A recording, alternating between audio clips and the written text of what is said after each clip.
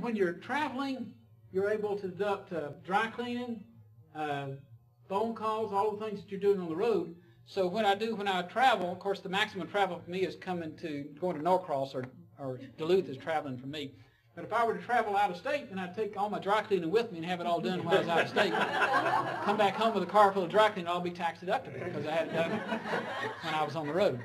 A lady worked in a high-end store like at Phipps Plaza selling nothing but nightgowns. I mean, not nightgowns, evening, evening, whatever they are, evening gowns or whatever.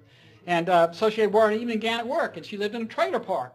And her argument to the government was, look, I can't wear this anywhere else. I mean, this is the only place I can wear it. And the court ruled against her. No, I can't tell you work in that store about what you have on, so you can't claim it.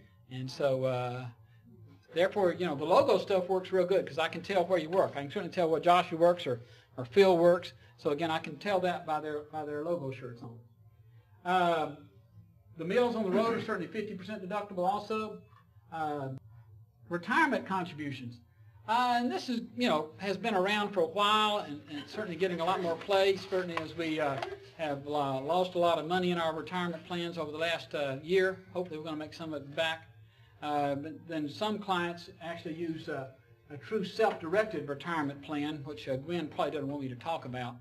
But a true self-directed plan allows you to buy real estate in your IRA, do other things like that in your IRA. And I know Hector's done some of that back there. So again, there's the things you can do in your IRA that you're not doing because you currently have your in a brokerage account. And he says, oh, you can't do that. Well, you can't do that with him, but you can do it somewhere else.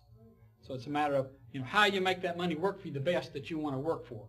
I had one client that had done that in his IRA, and he had $300,000 of stock in Southern Federal Bank in Fayetteville that just went under, so that stock evaporated on him out of his IRA. So I'm sure he wasn't as happy that he made that investment, in his IRA. But so again, there's a lot of plans there. You can use plans different ways based upon who your employees are, how you work with the employees, whether or not you need a true 401k, or you get the biggest deduction here of this group is the true 401k, which allows you to claim virtually the 100% of their income up to $25,000 or $30,000 you can put in the 401k. You've got to do it through a certain technique and stuff, but you can do that.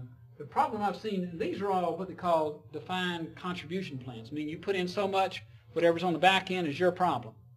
I certainly do, for my employees, I do a simple, and I tell Josh we put the money in his simple, and if it all goes to heck, that sure ain't my problem. He can't blame me because he bought wrong stock.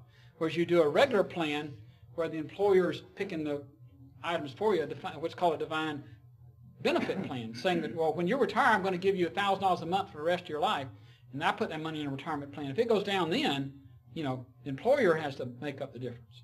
So a big difference. That's why these have become popular, because they're all, the employer doesn't care about the back end. He's only helping you on the front end, and there on out it's your problem.